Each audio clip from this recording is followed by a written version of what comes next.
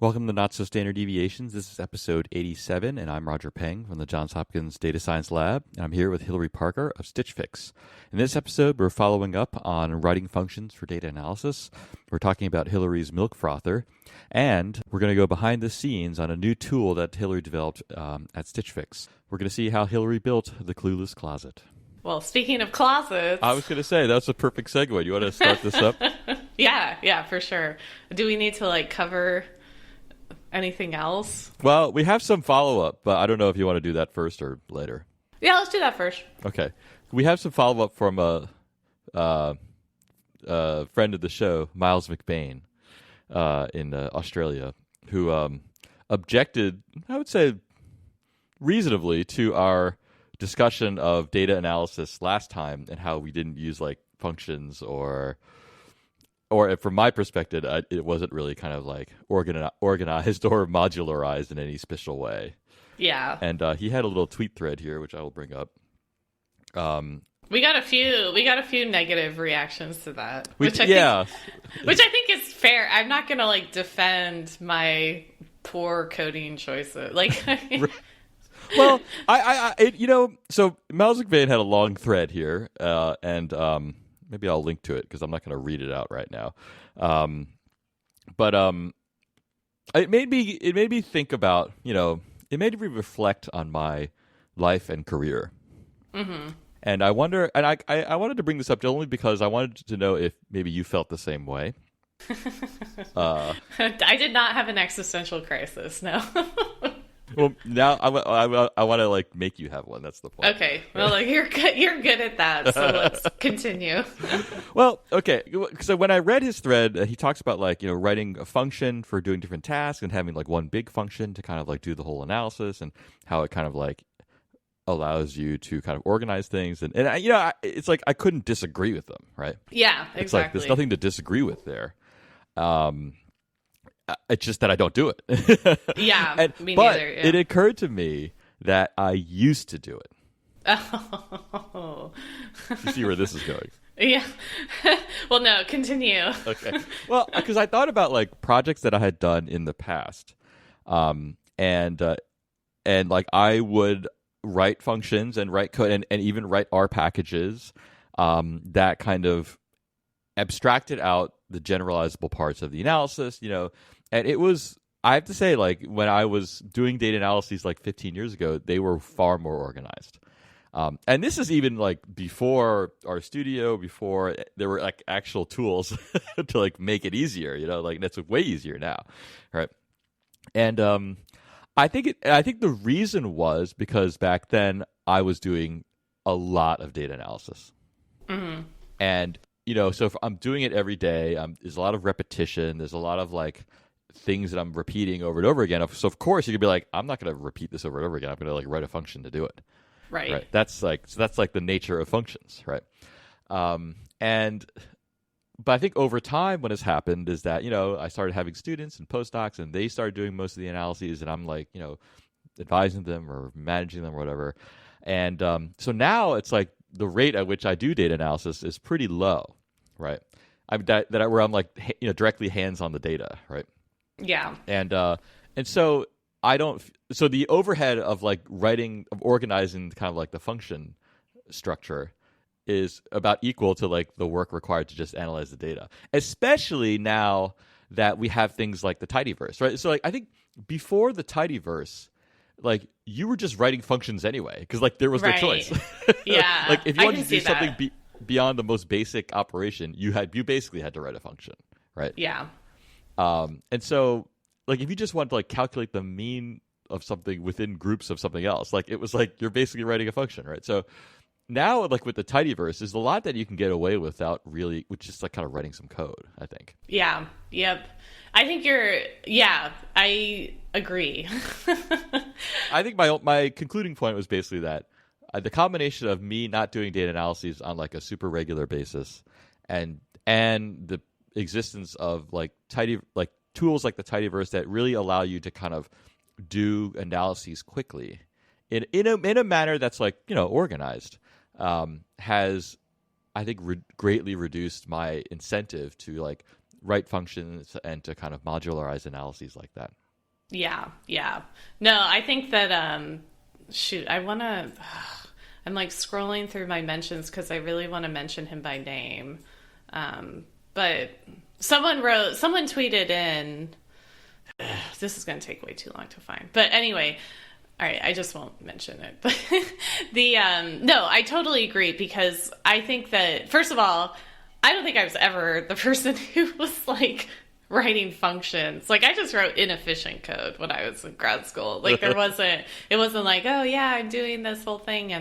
And so I don't think I was ever totally in that habit. And then I had the same experience as you, that like, usually the overhead of writing the functions, even though it's not much overhead now, it's still like, the ROI was never there for me, because I have my whole thing about kind of wanting to, I don't want to automate too much, because there's things I want to like practice every time, or like I don't want to plug and play where it's just like click a button and an analysis comes out. So like it wasn't ever even clear to me, like, what should I make functions versus what kind of process should I walk through every time in order to like look at the data and allow myself the flexibility to follow different leads, rather than just following a recipe.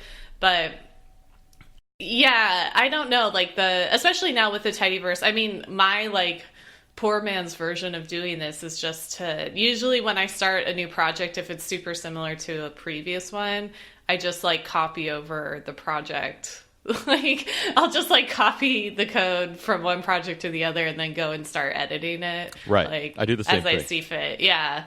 And then, and I mean, I really benefit. The thing that I adopted that was a game changer for me was the project template thing, where it's like, I always approach analyses with the same kind of file structure. And so I don't have to go digging through in one huge file of like, where was that code? Like, I have the code organized the same way, so I know, like, okay, I need to use the same query for the database, so that's all in the, like, Munge code folder, versus, like, I need to reuse that kind of, like, analysis kind of functionality function if I were not lazy. So, like, let me go to the source folder and copy that over. So it's, like, there's enough structure without it being functions that I think I can kind of operate as though they were, like, the functions would probably be a nice, like, last mile to go. But then I still feel like I would go in and, like, gut the functions every time to go and change it for the specific analysis.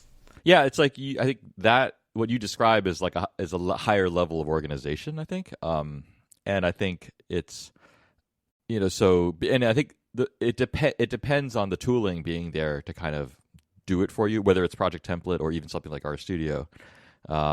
Because I think I think one of the things that RStudio has made a lot easier is the kind of the organization of projects in general. Mm-hmm. Yeah. And I think not every, so I think you have to be fair, because like not everyone uses RStudio, believe it or not. No, I mean, no, seriously, I mean, not everyone uses the IDE, and so if you don't have an IDE, then you need a different mechanism for organization. And so whether it's something like Project Template or just writing an R package, so I think a lot of people use the R package as like an organizational structure. Yeah. And functions as an organizational structure of like, yeah, it doesn't matter. It doesn't even necessarily matter like your file structure at that point. It's like, conceptually, how did you organize this? Like, what did you think were the composable parts? Right. And I mean, go on. Now, last thing, I think that depending on where you came from, before you entered the R universe, if you came from a world that was like the C programming or the C++ programming world, I feel like then it's like, well, it's very natural for everything to be functions. Mm-hmm. Exactly. So, anyway, sorry.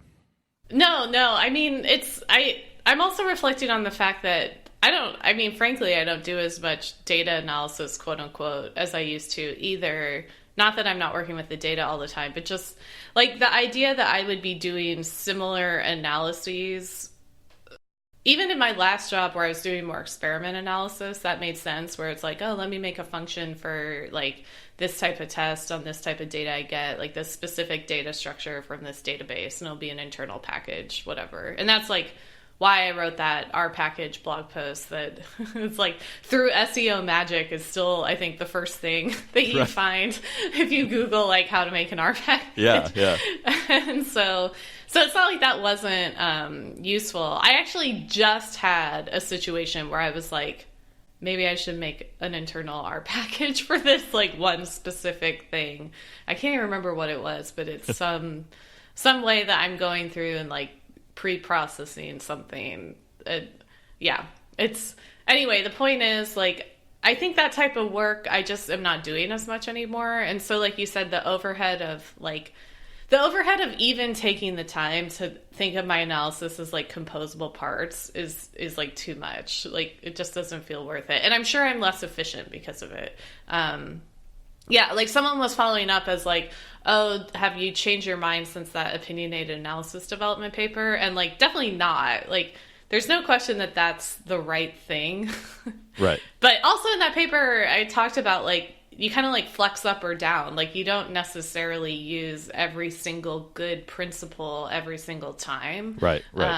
It's just that you know it's there. So like I write inefficient code knowing like if I wanted to really make this efficient, I would, make functions or whatever. And like, maybe if I practice doing it, then it would just flow better with my workflow. But I don't see the incremental gains for the types of things I do that are at this point like highly ad hoc every time. Right.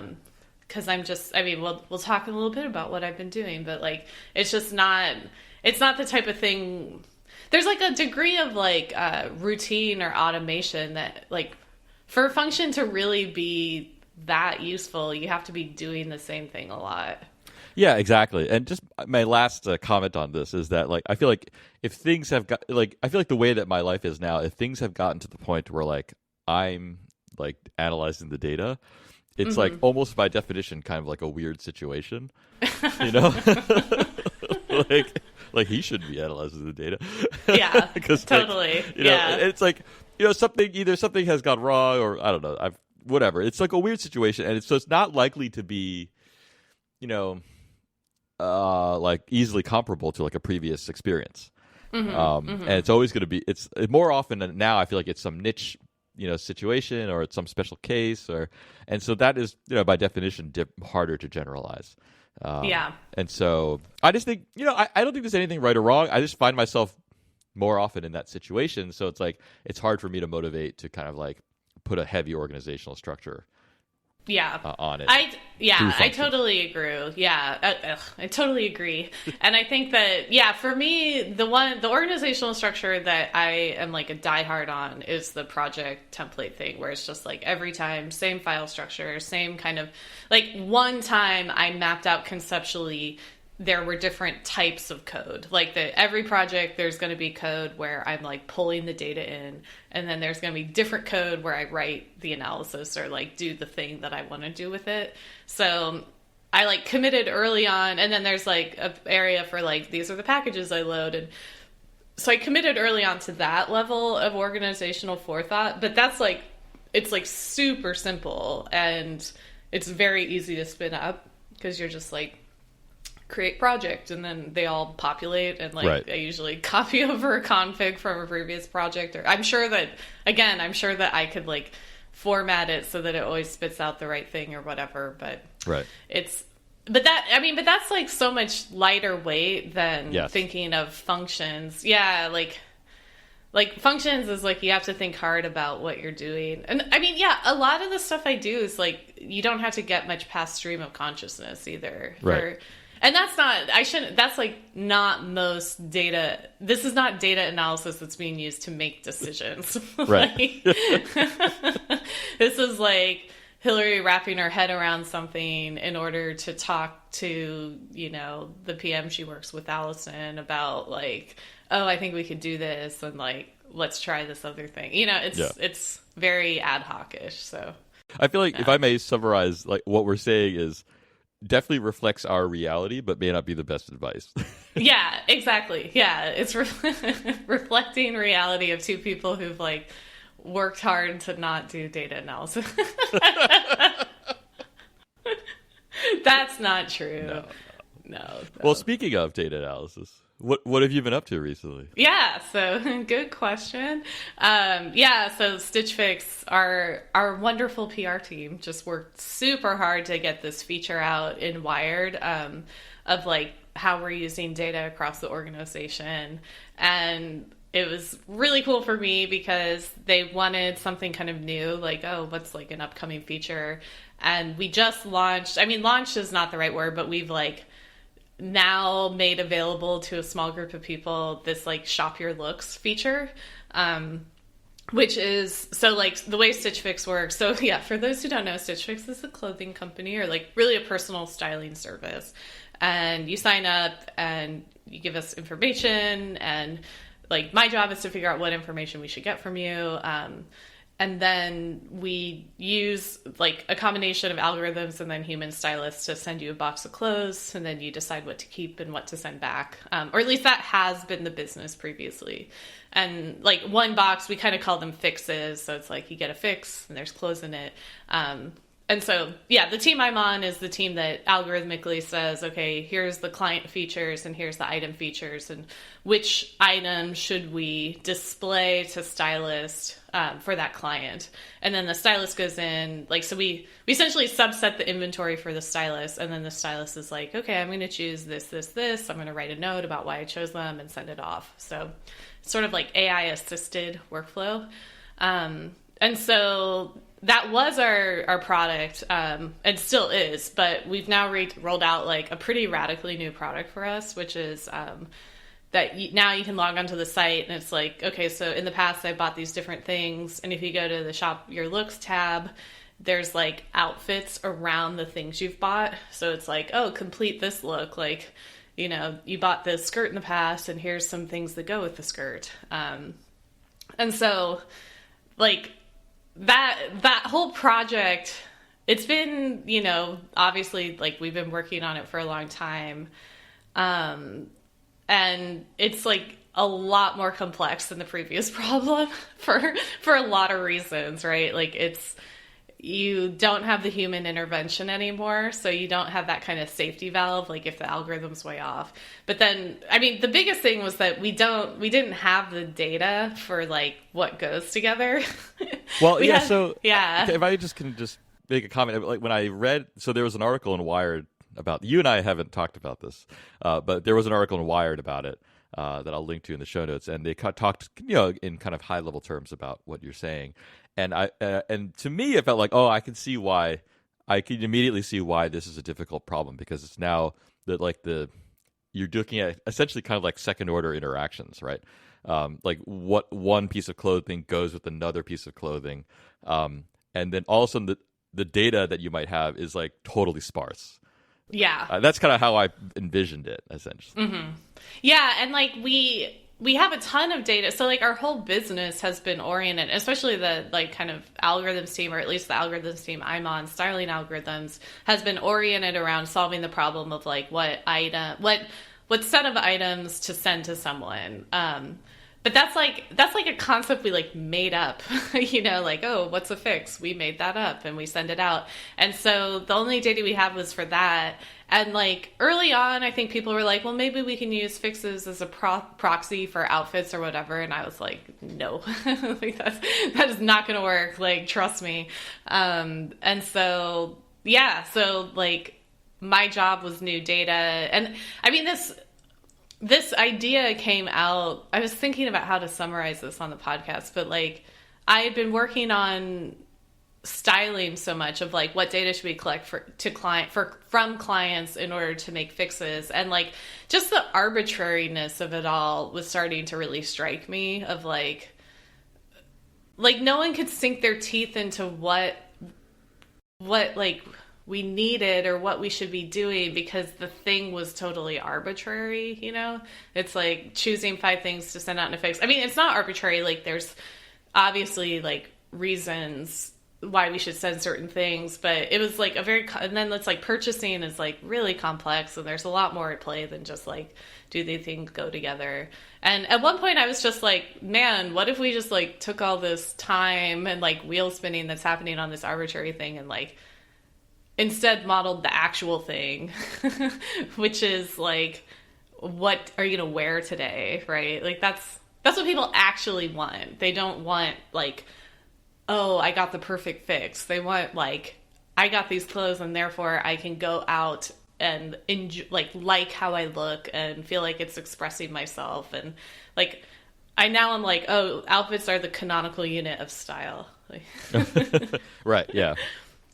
And so, anyway, so it was like, okay, that's where people actually can shine and their expertise is actually useful. And so how can we just, like, shift the focus to that? Because everything else should be derived from that. It shouldn't be like, oh, like, that's a side benefit. It's like, no, this is the key thing.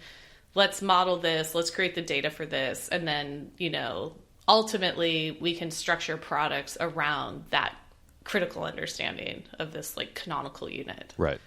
Yeah.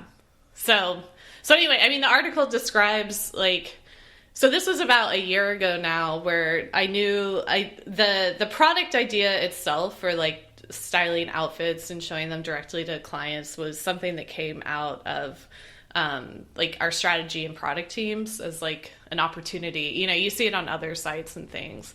And I was just, like, kind of freaking out. So, like, I already had this idea of, like, man, I really wish I could refocus what people were thinking about instead of these kind of arbitrary fixes to something a little more, like, just, like, the real thing, Right, yeah.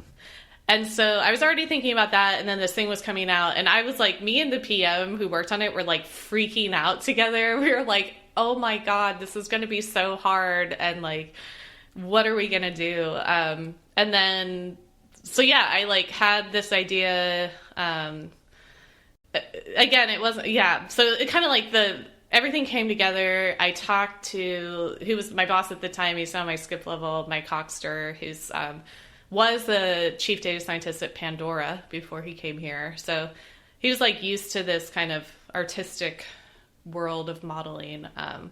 And he always, his first day, he was like, real unlocks come from new data. So we're already, like, philosophically aligned.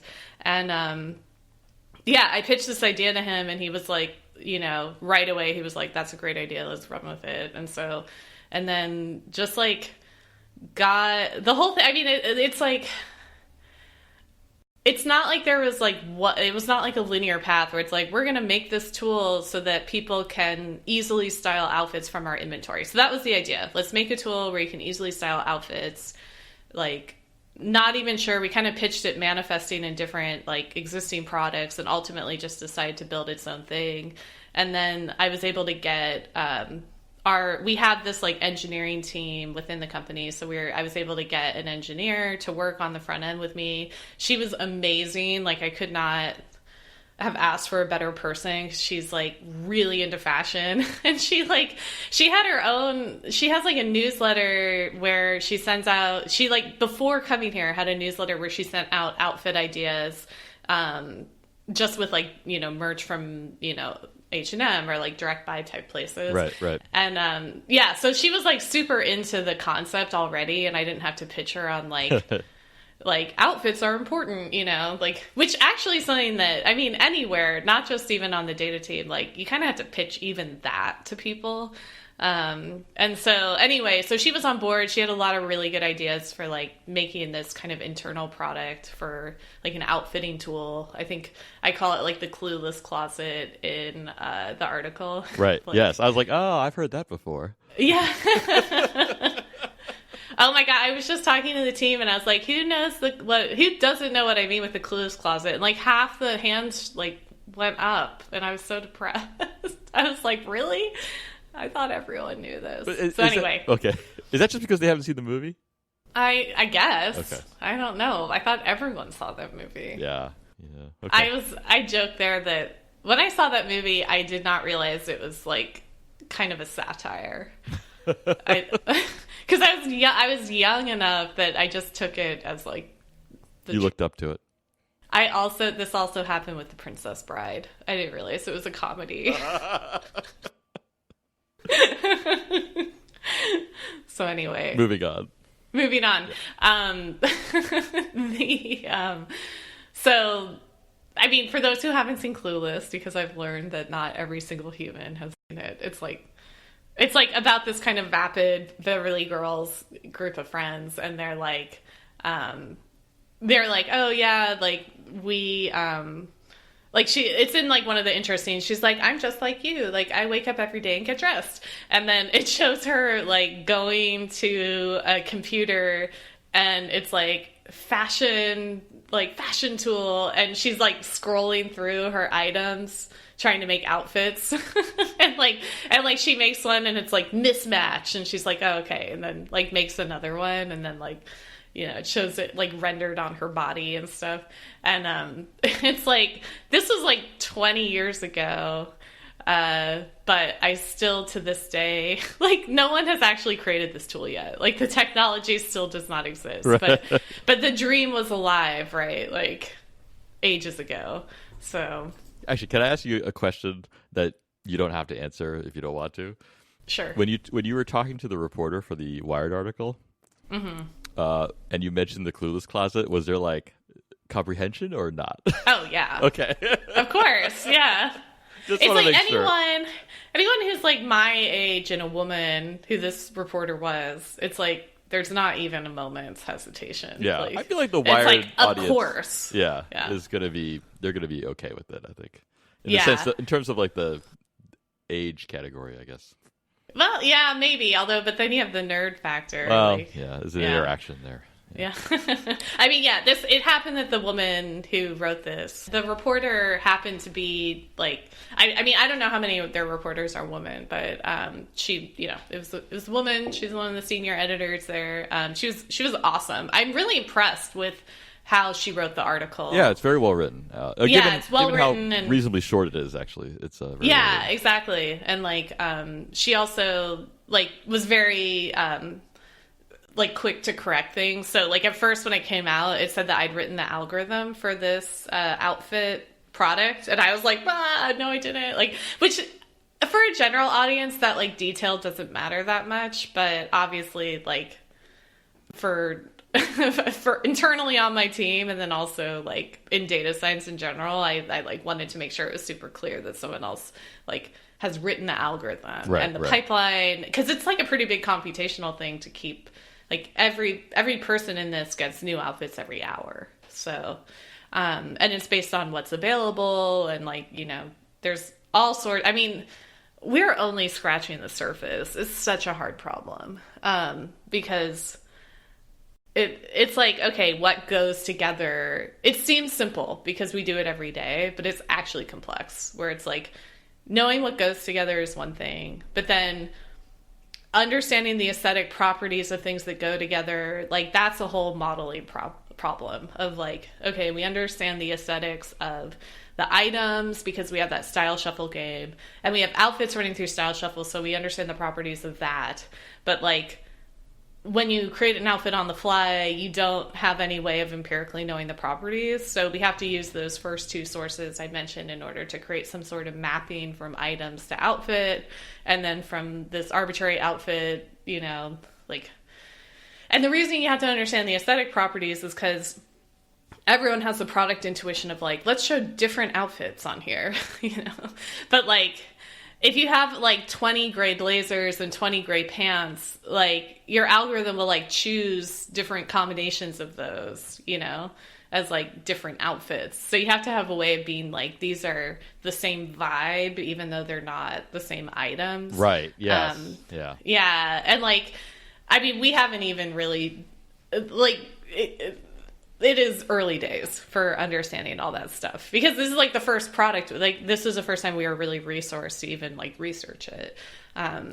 So if I understand what you're saying, it's like there's kind of a multi-level organization to very different outfits. Like, so some outfits are closer to each other than other outfits, right? Yeah, even though they're not exactly the same, right?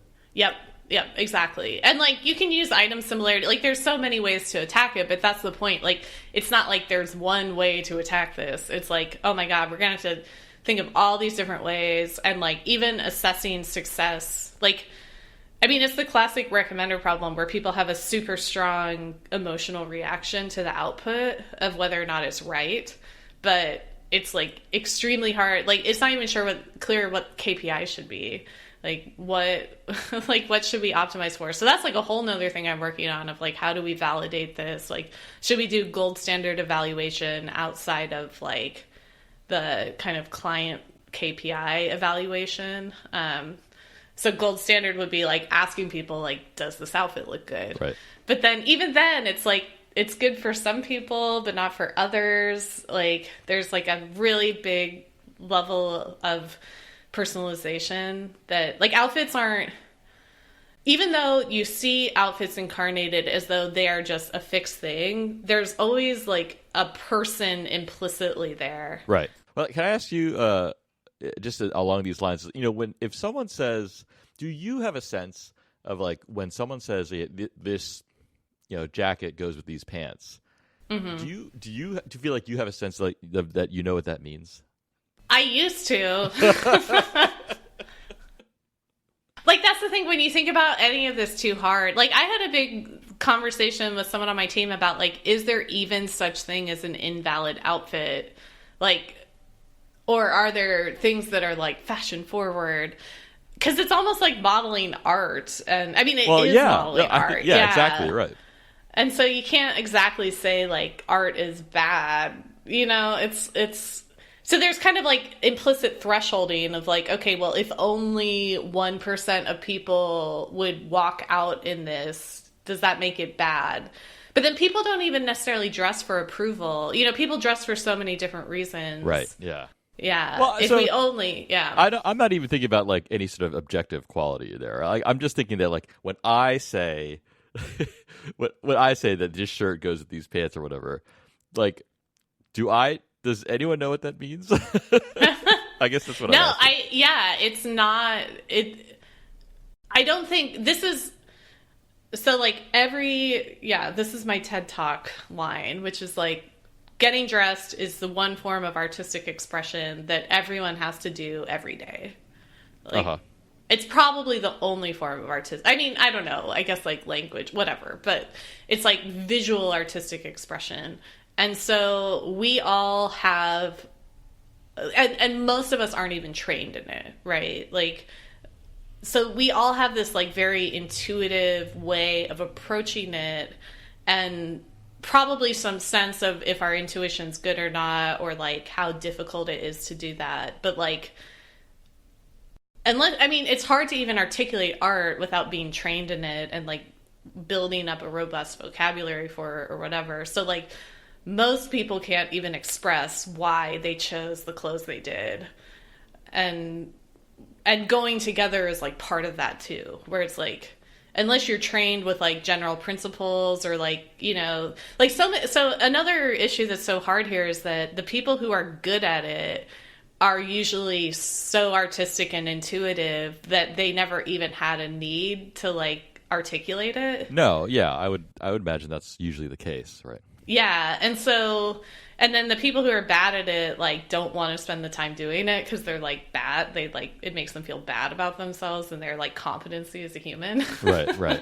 And so that's actually where it was helpful for me, because I was someone who hadn't honed that skill and was interested in it. And so as I've honed it, I've also been able to like analyze honing it and try to articulate it, and then think about like what would be the value prop for someone if we did this aspect of it. How could we model it? What data would we need, etc. But which is why this is fun, because it's like, okay, build this tool where we essentially get all that kind of intuitive expertise from people without them even having to articulate it, and then we can do the modeling to sort of understand what's going on and to like add properties to it as needed. But also not even necessary. It's not like the goal is to then be like, here's the DNA of style, or here's the way that, it's like just, and then like essentially mimic what they do at scale. So now I think, can you just walk me through a little bit, like, so you've kind of you've settled on this idea of like, the outfit as the unit, right? And what is the strategy for kind of going from there to, building a tool? Yeah, building the tool for collecting the data. Yeah, well, maybe for starting, yeah. Well, so, and that part is interesting, and obviously you can't like totally get into it in an article, but like it's not like the tool is magical and like so innovative. Like there's plenty of outfit building tools online. So the tool was like a way to communicate about the process that was needed.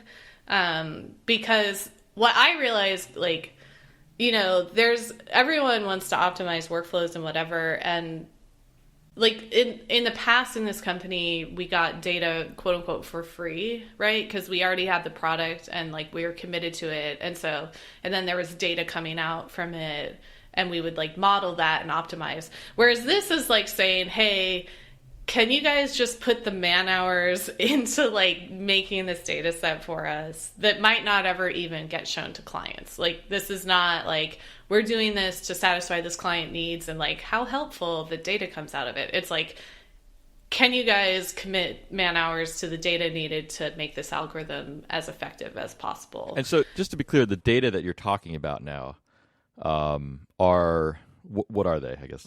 It's like assembled outfits. So okay, yeah, like from our merch, go and make outfits from it. And like we get that list of IDs that are, you know, this is a look. Well, you know, it's funny that the way that you say it, it's like, because it's like, that's how data collection usually works, right? Like you just go do it, right?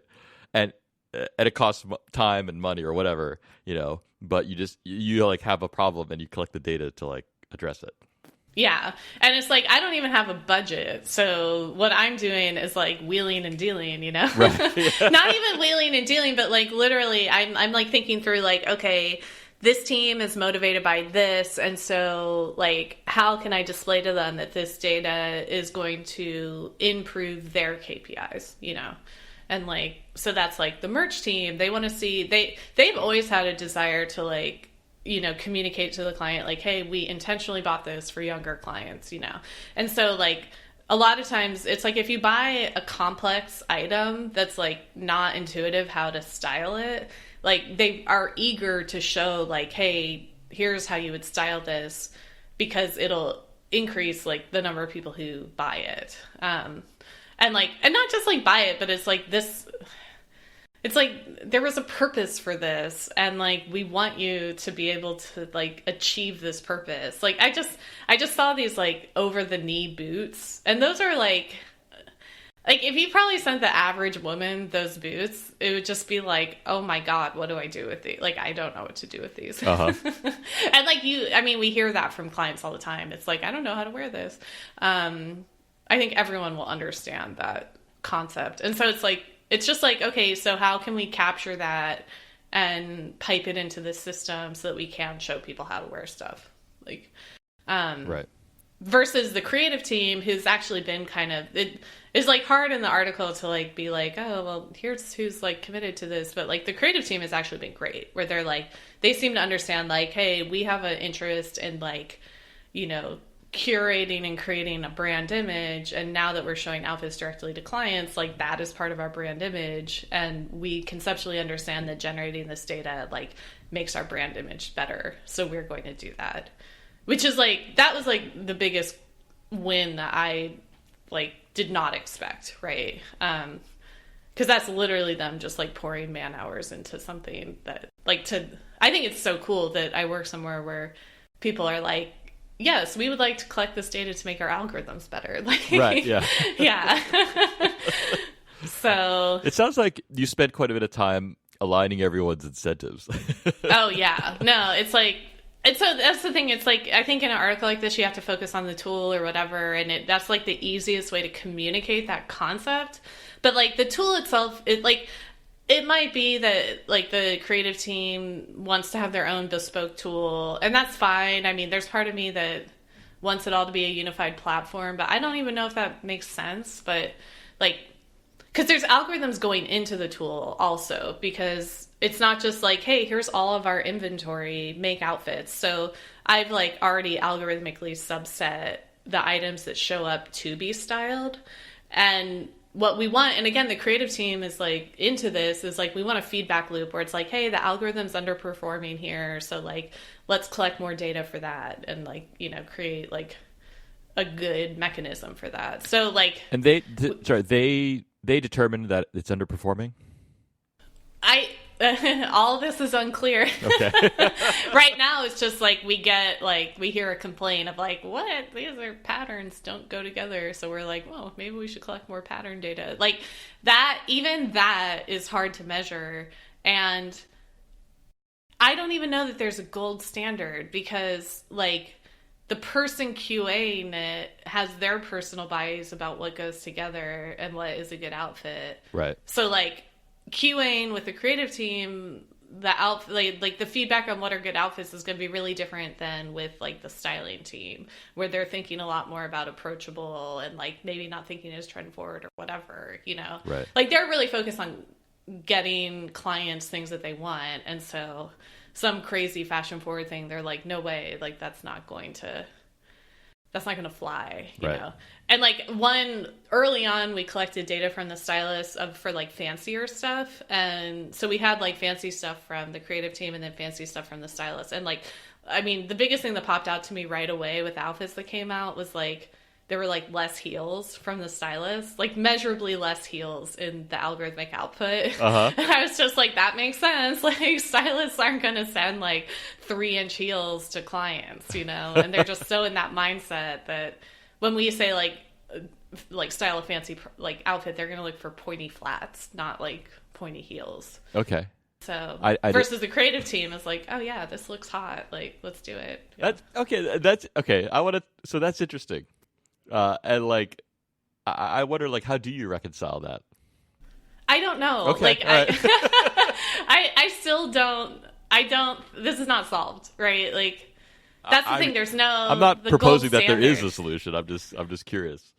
Like, I feel like if you like, I mean, this is where I haven't even started to talk about the design thinking stuff, but it's like, okay, let's boil down to the fundamentals of this system, and it's like ultimately, we want to be able to suggest outfits to people that they have a positive emotional reaction to. And like but like even then it's like, wait, do they have a positive reaction because they're like, yes, I want to wear that tomorrow? Or do they have a positive reaction of like, my goal is to become that person and I need to take baby steps. Like I'm not going to wear the 3-inch heels today, but maybe in a year I'll be ready. Which is like, was even like my journey with fashion where like, I never would have bought heels in the past, and now I'm wearing heels like frequently. But it's like it took a year or so, and it took me like I worked with a in-person stylist who like came to my apartment and like we went through my clothes, and I was like, here's kind of who I want to be, and here's where I'm at, and like she was able to be like, okay, like this is what goes together in your closet that achieves it right now, and then here's what you should buy to like potentially achieve this more, like right. And she was working on hourly rate, so it wasn't even like she was like, oh, buy this because I get commission. She was just literally like, well, you don't have any pointy heels, and like the look she responded to at pointy heels, so you probably want pointy heels. And so it's like, how do you model that? Like I have no clue what, you know, because it's like some people are really adamant about like, no, this is, I don't stray. I know who I am. These are my looks. I don't want to stray for that. Versus other people are like, you can push them. And then they'll like the service more because it's like, oh, Stitch Fix unlocked this whole like side of my personality and like increase my confidence. Like there's definitely a confidence boost of like, I am presenting myself as the person I want to be and therefore I feel better. Like, yeah. Yeah. Well, I think if you think about the traditional shopping experience, like if you go on Amazon, for example, like I think that kind of thing, it's like you're looking for something. And so the goal is essentially to get an exact match for the thing that you're looking for. But I feel like in this kind of situation, it's not exactly right. You know, like it's not like you want to converge upon like the one outfit that they want to wear every day. You know, like that's like, it's like, whereas I feel like in other shopping situations, that kind of is how you want to like you want to converge on like the one thing that you know that they want to buy. And so you kind of have to. There has to be this other element, like you know, I guess you said like the creative team that's just like essentially injecting other things, like or you know that they may not kind of think about. Yeah, totally. But also, like with your example with Amazon, if you went like 2 or 3 steps back, it would be the same thing, right? Where like you would have someone who's like, oh, I need this because I want to unlock these outfits that I want to wear, you know? Uh-huh. Like, and so, and then it's like, either you have like, I mean, that doesn't, I described in the article, there's like the item shopping where, and I'm like very susceptible to this, where it's like, you know, there's like a release from Uniqlo, and I'm like, Uniqlo's like my Achilles heel. Right. And so I'm like, oh, like this brand collaboration with like this person, let me check it out. And then it's like, the object inspires the outfits. Right. Yeah. And that's fine, you know, that's like totally. We just released a Rebecca Minkoff collaboration, and there's like this big red fuzzy jacket, and I was like, I'm doing it. I don't know if I'll keep it, but that actually showed up in my Shop Your Looks, which I was like, that's amazing, because it only been like released for like 3 days, you know, and I'd bought like some fancy boots, and this was like, here's a fancy jacket. The residual on that prediction was 0. Exactly. It was like, it was perfect. But anyway, like, I don't even remember where I started. What were we talking about? I was trying to compare Amazon to kind of. Oh, yeah. So, like, I feel like even that, it's like we built this imperfect shopping system, and I mean, you inject the fast fashion on top of that, and it's like chaos. But, like, the fundamentals of what you're trying to achieve are the same. And so, rather than thinking of it as like, how do you optimize the existing imperfect system for people achieving this thing they want, how do you just like zoom way out and say like, well, let's think creatively about that initial need that someone has. Yeah. So it's green pastures. I'm really excited. I mean, there's all sorts of next steps, and like, again, success for me, I really feel like the pain of like project managers and product managers, where it's like, especially product managers, I would say, where it's not just like, I set out to do this thing and now this thing is done and like, yay. It's like, is that not how it works? Are you being facetious? You'll never know. You didn't like chuckle, so I was confused.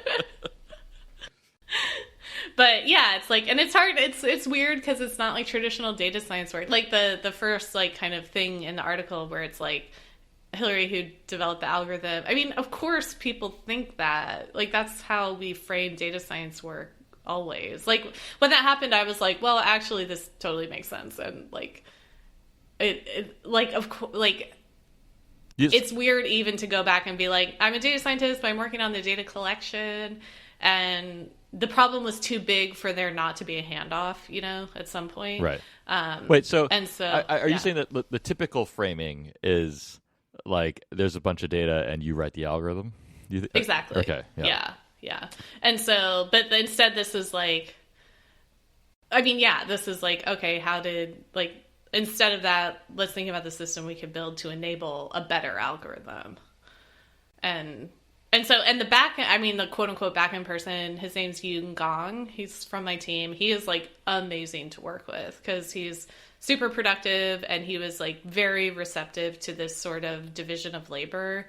And, yeah, like totally saw the vision and appreciated it and has product sense. Like his wife gets Stitch Fix all the time and he like really listens to her feedback, but also like had no interest in this like complex set of negotiations that's like ongoing, you know? Right. And so, and like really does, like he's just someone who loves like writing models and, you know, like it's great. Like I want that person because I don't want to do it. Right. Yeah. Which is like, I lose my statistician card. So I don't write functions. Yeah, you lost it a long time ago. Yeah. But, like, really, I mean, like, yeah, joking aside, the reason why I feel so passionate about it is because there just wasn't other people on the team doing it.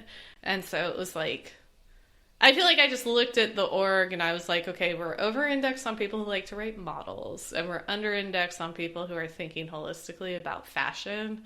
And so I was like, I'm going to do the fashion thing. Like, it wasn't like a conscious decision. It was just like, follow. I feel like the thing that's probably been one of my biggest positive traits is that I I have a way of like pivoting away from competition because I'm like very competitive, and so I don't want to be in positions where I'm competing a lot, you know? Right. Like, I'm not, I don't think of myself as a particularly competitive person. I think maybe you're more so than I am, given that you like actually did sports.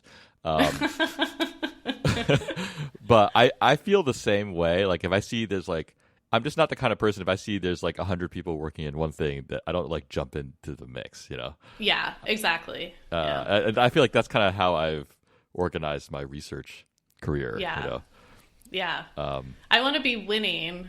And like, if I see winners, I try to not be around them. The way I kind of my mental model for it is kind of like a finance one. It's like I want to buy low and sell high. I don't want to like buy high and try to sell higher. You know? Yeah, you know? Exactly. Yeah, and like those people, like great, whatever. They can compete to death. Like that's fine. I'll leverage whatever. It's a good position to be in because I'm like I can very genuinely be like, wow, you're doing amazing work, and I want to enable it. You know? Right. Because, like, enabling those people is, like, huge unlocks. Like, it's, like, infinite manpower. Right. And so it's like, okay, I can, like, if I collect this... I mean, and I'm so lucky that Mike joined the team when he did. Because it was, like, I was kind of off on my own doing this data collection thing. And, like, starting to realize that the big wins were never going to be with collecting client data necessarily. Okay. Even though, like, so we have had big wins there where, like, this guy, Chris Moody, built out this, like, Tinder for Clothes thing, Style Shuffle. And I talk about that in my talks. It's, like, it was, like, genius. And it was, like, one of the best data sources we've ever had. And because he built it as a platform, like, I've been feeding outfits into it, knowing that I wanted this, like, different data set for, like, getting aesthetic properties of outfits empirically.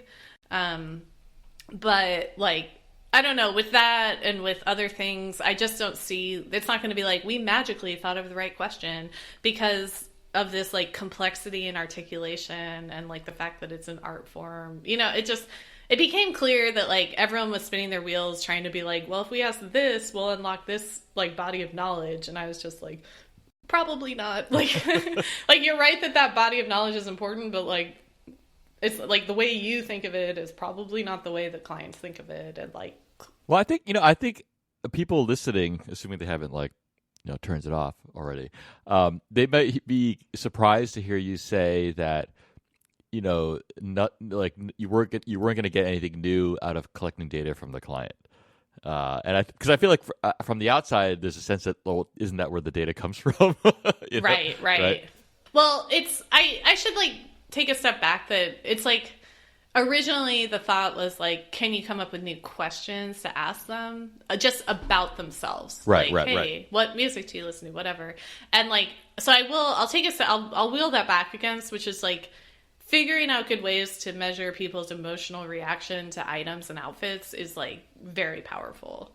And like the checkout questions we ask are huge because it gives us like whys to model in our models, like, right. Oh, you said the size was too small. We should like use that. We should predict that you're going to say that about something so that we can not send it to you. Right. So that data is important, but kind of this concept, I think everyone in the company was oriented toward the idea that like, we should be asking you like, what's your favorite band to listen to? Or like what, like the types of data that we ask in the onboarding survey. And so we're slowly getting to the place where it's like, no, that's not where the big wins are. And then the other thing that's really complex about client data is that you can't collect it without delivering on it like immediately. Okay. Well, because like if you ask someone about their size when they check out, they will expect their next thing to fit better. Like perfectly. Yeah. And so it's like delivering on the client promise. It's just, it's really hard to do that versus like collecting this outfit data is like free and consequenceless for the client. Not free. I should not say free. I just went through all the ways it's not free, but like, it's not, it's free in that there's no like we can collect it without delivering right away. It's like R&D data. Right. Yeah. Although eventually those people want like to know the ROI on spending the hours, which is like my whole focus right now. Right. Yeah. Like, yes, things got better, and please make them better still. But there's also, not to just keep going on, but there's also a really interesting problem of like so okay, if you have a model, if you create like, right now we have like 2 outfits per item from this like outfit card thing that was mentioned in the article. And it's like, if you have enough inventory available, your model will kind of spit out things really similar to the outfit cards. And so the initial reaction will be like, that's good. Like, those outfits look good. But then if you think about something like, did we display the breadth of things that you could style with these black skinny jeans? Like, the answer is no. And that becomes more clear as the inventory decreases that you're like using to predict outfits. Because like, if you only know these 2 outfits for these black skinny jeans and you decrease the inventory sufficiently, then nothing similar to those items is in the inventory. And then it's like chaos, like, where it's like, okay, we don't know what to do with this. So there's like 2 levers where it's like, you know, increase the inventory available in order to create good outfits that look like this like limited set we have, or increase the amount of data so that like good outfits pop out no matter what. Right. And yeah, so it's like, or like the good outfit, like a breadth of aesthetic diversity comes from one item. So that's a whole nother thing to think about. Can you say how long you've been kind of working on this? Like about a year. Okay. Yeah. Like I think the initial pitch to like my boss, almost exactly a year ago. Okay. Yeah. And do you have any lessons learned from this that you can relay to the public? I mean, I think that's the whole point of my design thinking talk, is like, hey, you know, this is the actual way to do data science, which sounds so cocky, but like, whatever. Well, I think I see it more as like this is the job, you know, like, yeah. Or not even like, yeah, I guess, I don't know. I was going to say not even part of the job. Like, it just kind of is the job in some sense. I don't know. Yeah. And like, I think the reason I'm so passionate about that talk is that it, like, I guess because of this competing thing we just mentioned, like, people they will not feel like intellectual superiority from doing this type of work, you know? Yeah. Like, you're not going to get validation of, like, you're good at math. Like, if anything, like, I feel like in order to, like, effectively communicate with data scientists, I have to, like, kind of be self-deprecating about it. Not because I actually feel, like, self-deprecating, but just because that's, like, an effective tactic for, like, you know, it's always effective to, like, puff up the person you're, like, working. Yeah, that may be a more general strategy than you think. Yeah. But, yeah, which is why it was like, I felt like it was such a disaster when it was like Hillary developed the algo, because I was like, oh no, that's like the thing. I always want to make sure it's really clear that like other people are doing math stuff. They were puffing you up. Yeah, I know. And I was like, no. I mean, I was like, I don't even feel comfortable with, I don't even want this to be what I'm recognized for. Like, yeah. I want to be recognized for like thinking of the data source. And so, yeah. So anyway, it's like, I mean, so that was one of them. Like, so you have to have like that internal, like, I don't want to say confidence, like, but yeah, whatever, confidence that like, I mean, this is something that I wouldn't have done in my first job, right? Like, I had to feel like I had to have like the security and knowing that my job was safe doing this, and that like, I mean, I had the thing that was the biggest and where I feel like an entrepreneur is that I was certain this idea was good. And definitely people like doubted that. And it's not, and that's such a cliche, but like it is scary to like go out on a limb. But I was just in this job more than any other job I've had, I've been so sure that I'm right that like I'm just like power through it, you know, and like keep going. And there's definitely moments where you're like shaken and you're like, oh my God, was this all crazy? And like when we like the biggest proof of concept for this was when we finally unlocked the data from these like outfit cards, which is like a whole other discussion, because it was like we had to go into like Photoshop files and like retrieve them with a hard drive from. Anyway, it was like a whole thing. But wait, okay, maybe you can't talk about it, but I kind of want to hear that story. It's just like, I mean, because they were being generated by people who were focused on like in a photo studio, right? So like they were using Photoshop. They weren't like logging the data the way that data scientists would want, and for no, I mean, and I fault our side in not like trying to partner earlier on that and being like, hey, let's capture this data because it's useful. Right. But then why would anyone think it's useful if we're only optimizing for sold? We're not optimizing for like cohesiveness. Right. So anyway, so that was like a whole thing. And again, I partnered, like I didn't do the heavy lifting in terms of like the coding needed to like extract. Because also it was like each card has 2 outfits. And so it's not enough to know what's on the card. You have to be able to differentiate left and right. And so someone was able to use like the Photoshop layer bounding boxes of the items in order to know like what's on like outfit 1 versus outfit 2. Right. And so, and then like what my contribution was like being like, okay, I tidied up the data and I like bugged Yoon until he added it to the model. And again, he was highly skeptical. He was like, this is like a tiny drop compared to our fixed history. So like, well, it's not gonna make a difference. And I was like, please just do it. And then he did, and like he didn't. It's just he's like funny because he's so heads down. And so we have like a stand up twice a week, and he was like, "Oh yeah, outfit data is like really good, like it really improved the model." And I started jumping up and down. I was like so happy. I was like, "Oh my god, this has been such a long road," and like of like just having to believe strongly that this data mattered, and like to finally get that validation was like huge. Right. You know? Yeah. So. Yeah, there's that. And then, like, again, the design, I mean, it's like, the thing wasn't just, like, knowing the data was helpful, but we had to build a compelling product so that when we went around and, like, showed it, people, like, you know, like, everyone has had this idea in the past, and it's like, oh, that's so fun. We've thought about this. And, like, Divya, the engineer who worked on it, had the idea to not just have it. I was just like, let's just have a tool and, like, they make outfits, and she had the idea of like prompting the outfits to be like, make a date night outfit, or like, you know, mix prints and patterns for this outfit, to give people like guidelines so that it wasn't just an intimidating task. Right. And that was great because it meant we already have tagged outfits, and like we can like push the aesthetic diversity. So like that was, so like the design thinking, I like did a little design sprint for that for us to like build the prototype, and that was huge.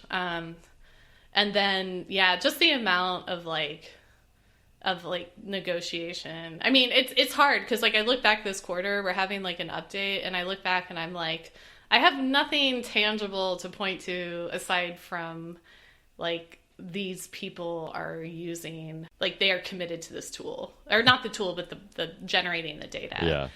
Yeah. Does that scare you at all?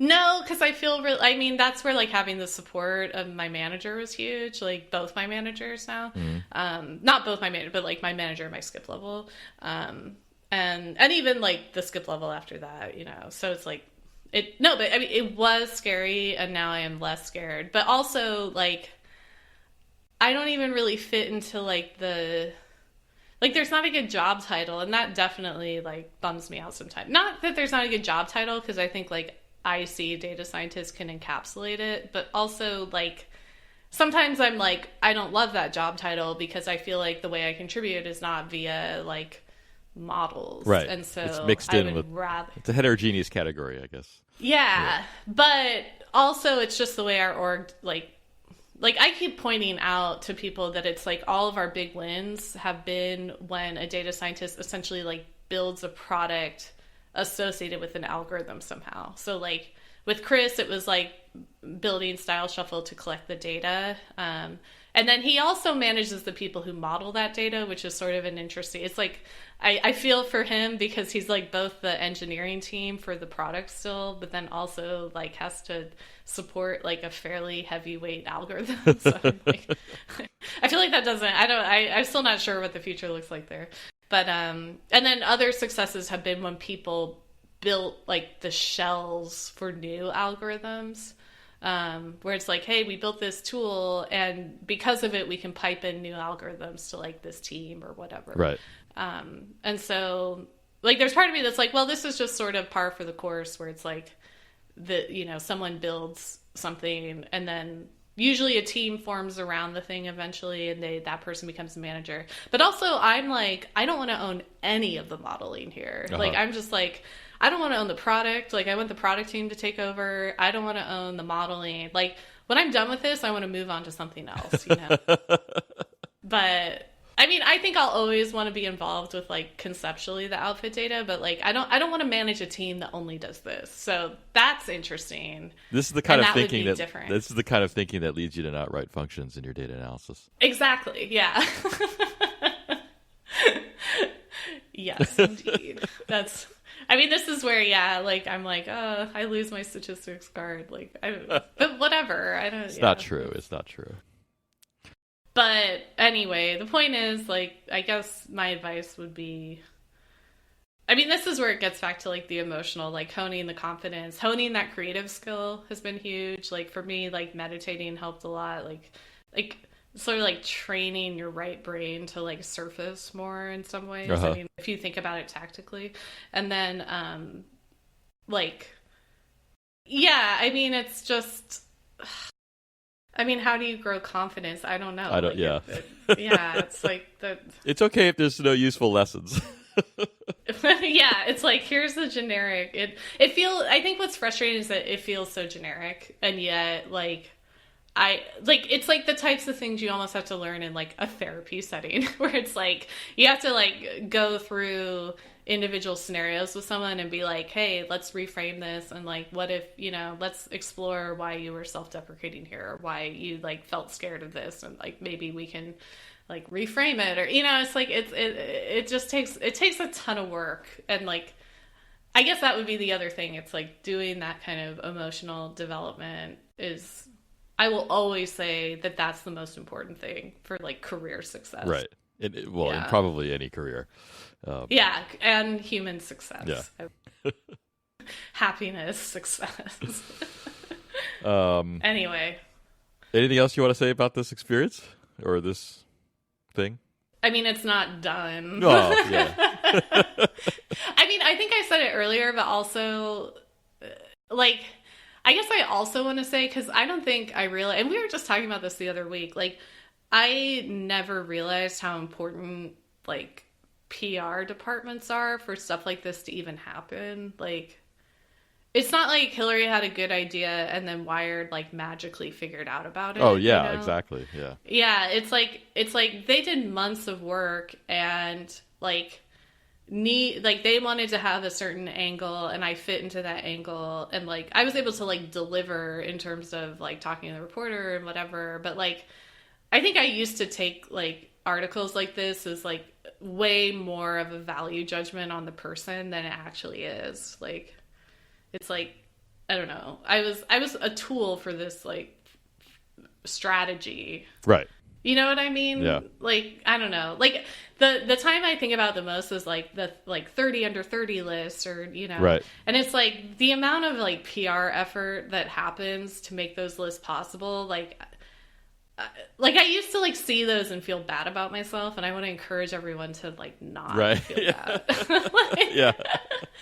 And the reason I was like, we were just talking about this is because I know that like there's certain departments, like academic departments, that have like a reputation for having a pretty strong PR, and like it's like people from those departments show up on those lists, or you know what I mean? Like it's or like we were talking about like an academic who has like a PR agent, right? Well, an unnamed person. Well, I think there's definitely, it's like I think I've come to realize that, when you see like, oh, certain people from this university are always like appearing here and there and wherever, it's like there's an active strategy that's like being executed there. Yeah, it's not exactly. like these people were randomly discovered, and and I think the more active, I think it shows that the more active you are about doing those kinds of things, the more it kind of you appear in these kinds of things. Like, it's just it's a direct correlation. Yeah, exactly, and it's like. It is a strategy, and it's not the only strategy for like being successful. Right. And in this case, it wasn't even about my personal success. It was about like company success, Yeah. And like, and then, yeah, like, I mean, and I was thinking about this. It's like, this will be useful for my personal strategy internally now. You know what I mean? Yeah. Like, it's like now there's an article. People are like, oh, what's Hillary up to with like outfit data? And I'm like, glad you asked. Let's talk about it. How you can contribute to this cause. You know what I mean? Like, I don't know. Like I was thinking about this in my head, and then I was thinking about like how egotistical it is to be like, oh, well, don't be envious of me. Like but regardless, I used to get so much angst about this stuff. It was dumb. Yeah. I don't know. Like the more I'm inside the machine, the more I'm like, this is nothing to be jealous. Well, I know, it's like, yeah, once you see the sausage being made, it's like it's not, I don't know. You have a totally different perspective. Yeah, like it's cool, but it's not like a measure of worth. Yeah, it's a measure of something else. Yeah. But it's too bad that you're not really into empire building. It's like you could be using this to your advantage. Well, like I mean, I feel like I am an empire builder. But like, I thought you just said you want to once this is going, you want to like just move on, basically, right? I guess you're right. I'm like a person below. I'm like there's like the CEO and then like the president, right? I feel like I'm like the president. Like I want to build the empire, but I don't want like, you don't want the credit.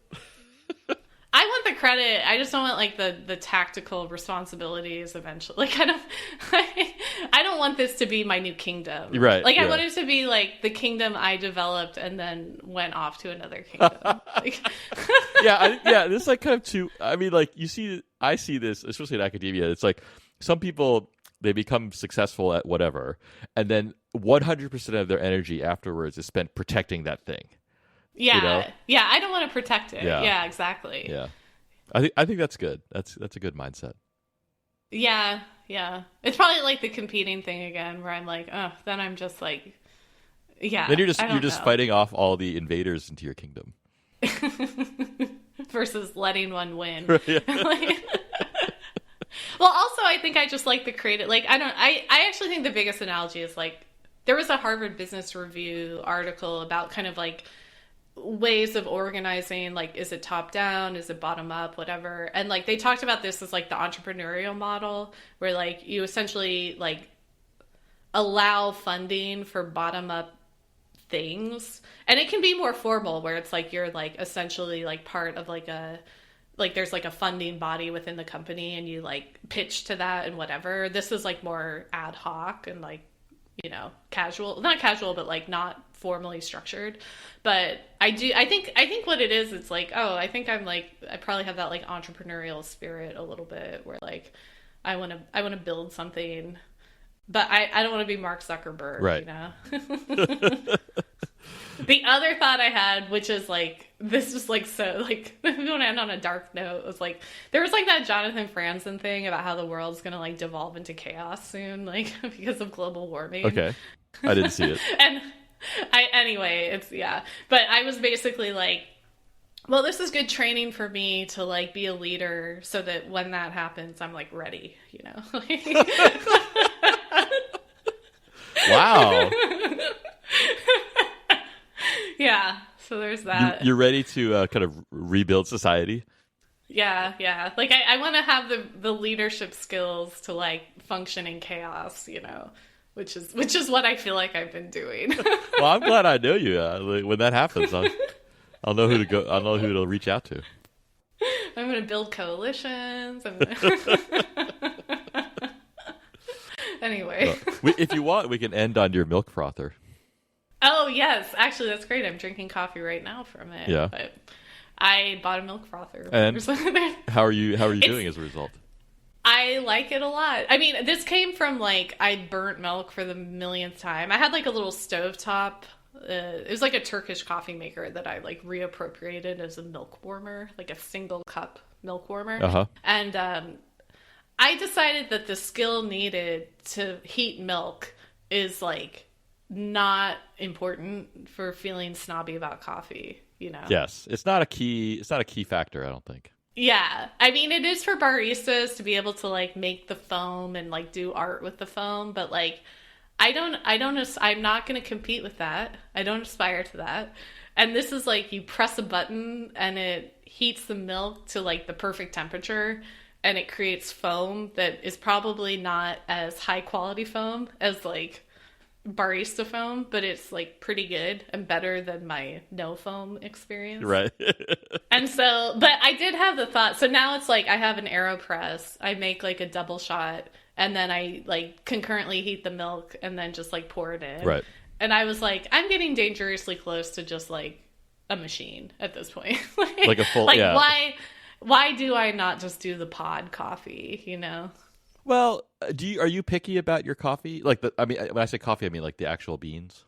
Yeah, like I get like some, actually it's kind of a cool startup where it's like they supplied the roaster, the growers with the roasting equipment, and so it takes out the middleman, and so I get it direct shipped from like the growers essentially. It's pretty good. Yeah, it's called Vega coffee. Okay.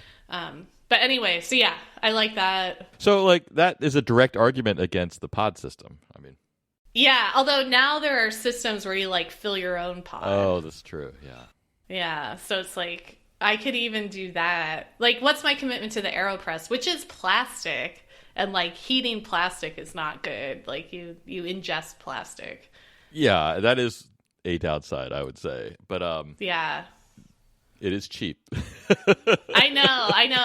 The simplicity of the AeroPress cannot be paralleled. I've decided, like, if you look across all coffee making methods, with the I mean, like the AeroPress, I think is basically, for the amount of money you spend on it, is like far and away the best approach. Absolutely, yeah. I just wish they had a glass one. Like, is it so much to ask? Yeah, well. Yeah. I don't get why we don't. Like, someone, I mean, it must be hard because surely someone has thought about this. Well, my guess is that like the AeroPress company doesn't want to do it, and they probably have some patent on the design, so like no one else can do it either. Oh. That would be my supposition, I guess. So smart. Yeah. You are definitely right. Yeah. Because otherwise, I feel like there would be like 1 million knockoffs already. You're totally right. Wow, mind blown. Yeah. And since like that company is like that's all they make, like my guess is that they're pretty good about like enforcing, their IP rights. Yeah.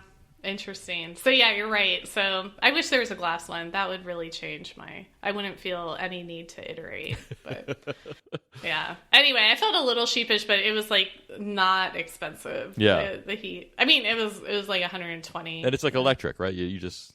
Yeah. Okay. And it's induction heating, so that's cool. Oh yeah, that's because cool. It's efficient. Yeah, and it's like very evenly heated. It essentially just like spins the milk and like heats it at the same time.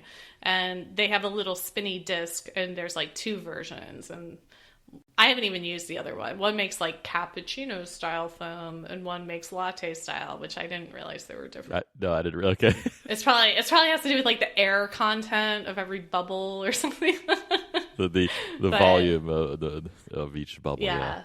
Well, we also had the update from Mara around the. Oh yes, the environmental impact of different milk sources. That's right. Yeah, and so like, oat milk was good. How does the oat milk fare in the milk steamer?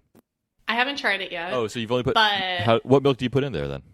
I've done sheep milk and cow milk, and they both did well. Okay. Yeah.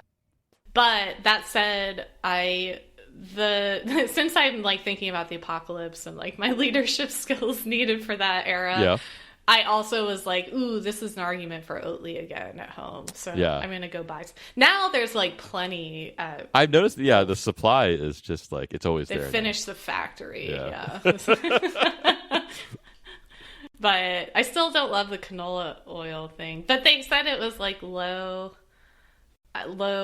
like oleic acid, or I don't know. They made it sound like it was good canola oil, so that's something. Soy milk did pretty well on the environmental impact too, I think. But I hate soy milk.